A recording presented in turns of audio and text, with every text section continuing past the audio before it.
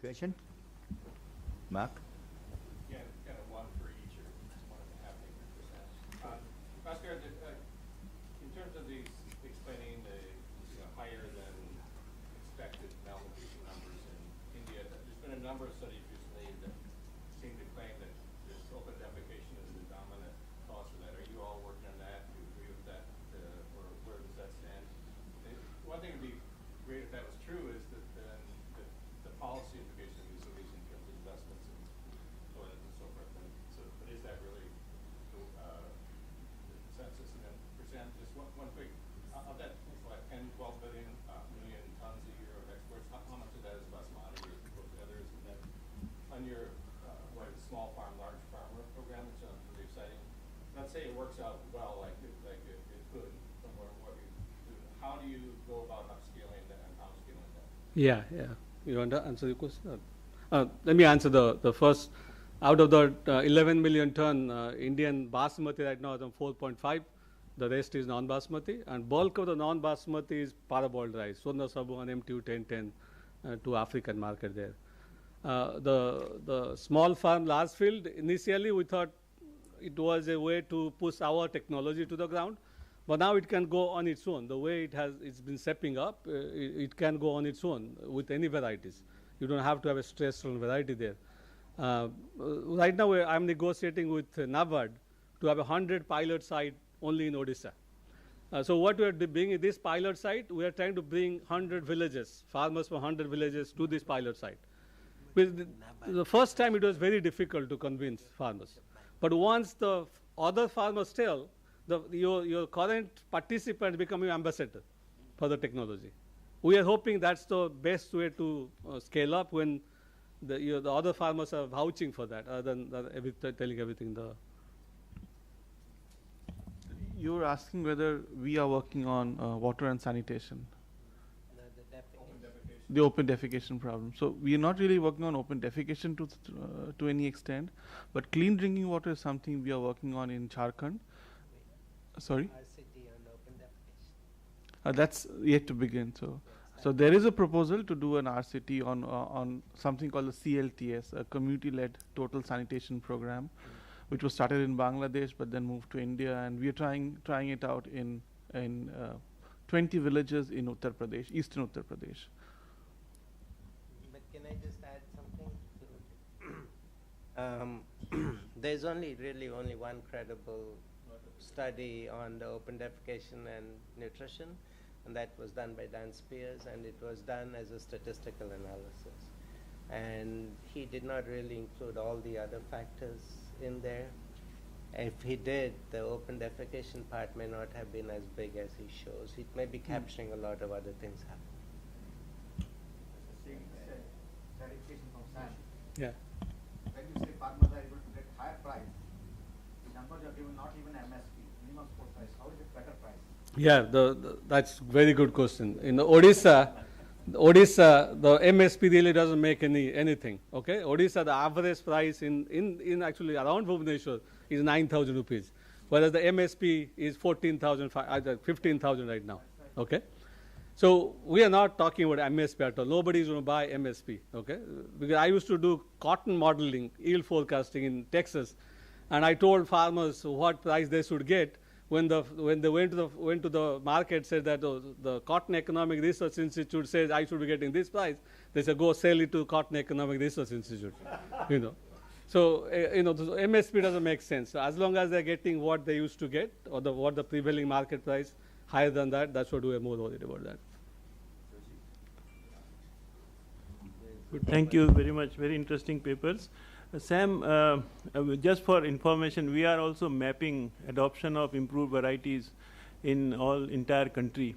So we have also covered the Eastern India, so we can share. Sure, I can share with you the results. We have also got the similar kind of trend, like Swarna is number 1, and then following Swarna, sub 1 was at the, I think, 8th or 9th rank. So we are surveying around 10,000 farmers, around 200 seed dealers, how much seed they have sold.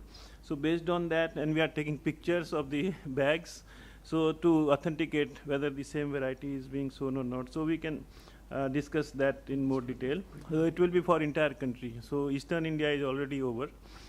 I think the one region is that the Swarna sub-1 or sub-1 where you have, this is the incorrect labeling is main cause. Big problem. Because farmers are understanding that this is Swarna sub-1 and they are taking Swarna variety. So this is one main region that it is not getting cooked. The second one is that your small farm, large demonstration. So you said that you are talking NABARD for having 105 pilots. So I think that instead of having large number of pilots, IRI does, it will be better if you initiate some processes. You do 5 or 6 pilots and do some, what are the processes to involve farmers rather than doing more of the physical activity rather than this. I think the processes will be more important to replicate in other parts of India, that particular model. To Bhaskar, it's a very interesting paper. I think I heard correctly, you said bad politics and good policies. Good policies, bad policies. Huh? So what I consider that it's a good politics and bad policies.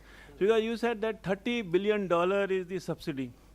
And the National Food Security Act came in 2013, just before election of the general election, and it is not very effective. You are giving just 5 kilograms per head of the food to the farmers. So what I feel, consumer, so what I think that is a good politics but bad policies. I don't know your reaction on it.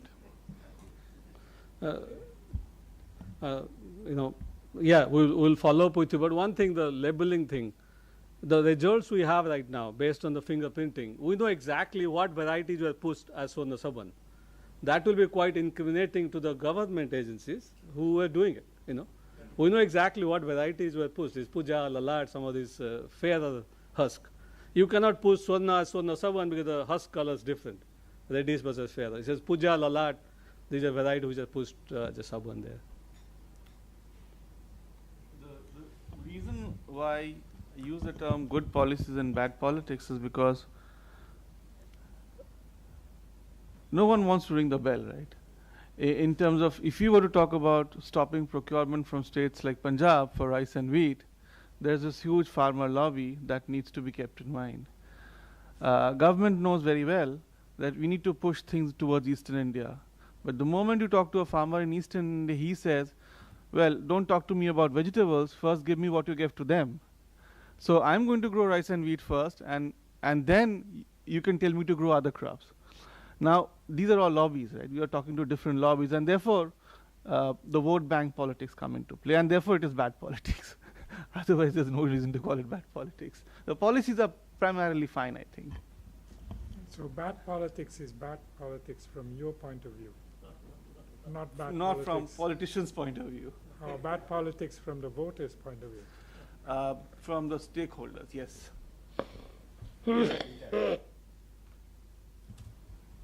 On this apparent contradiction between the data on malnutrition on the one hand and poverty incidence on the other. Poverty incidence seems to be coming down faster than malnutrition. I read an exchange in Economic and Political Weekly about this. And many statistical explanations have been offered for it, but I have two simple explanations. The first is changing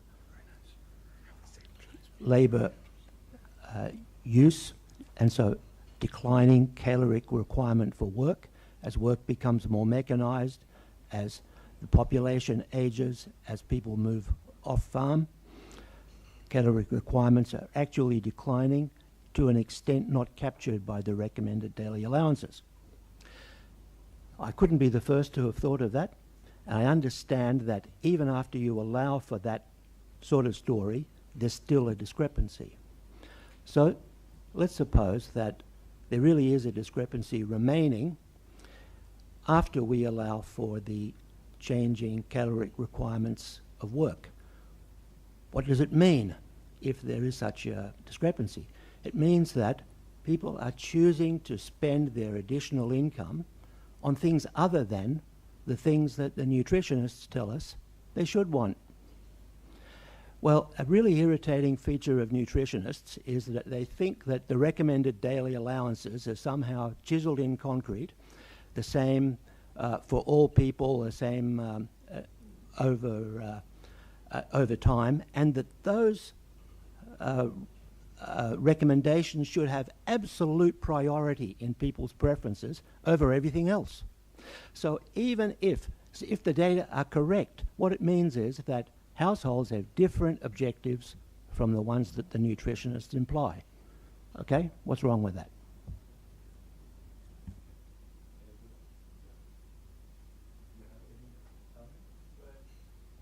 You're referring to Jean Drèze's paper, where he looks at the entire calorie debate. In the Economic and Political the Weekly, there have EPW, been a that's where he whole came out with. sequence of papers about this. Right, Yeah. right. And they're looking at it entirely from a calorie perspective. Well, the point's well taken. But what we are trying to say here is we try to look at the graph in terms of the poverty levels and the stunting numbers. And there we still find the discrepancy. Overall calorie requirements might have come down because of the work profile changing over the years. And that's actually a very valid point. And Jean Drèze does talk about it. But yes, nutritionists are so tied in those numbers, 2,400 calories, 2,700 calories. They don't seem to budge from that. And for them, those are written in stone. So there's no point debating with them. But the moment you start comparing those numbers with stunting figures, you get some stories to tell. And that's the story we wanted to bring up there. But your point is well taken. Any other questions? We still have time.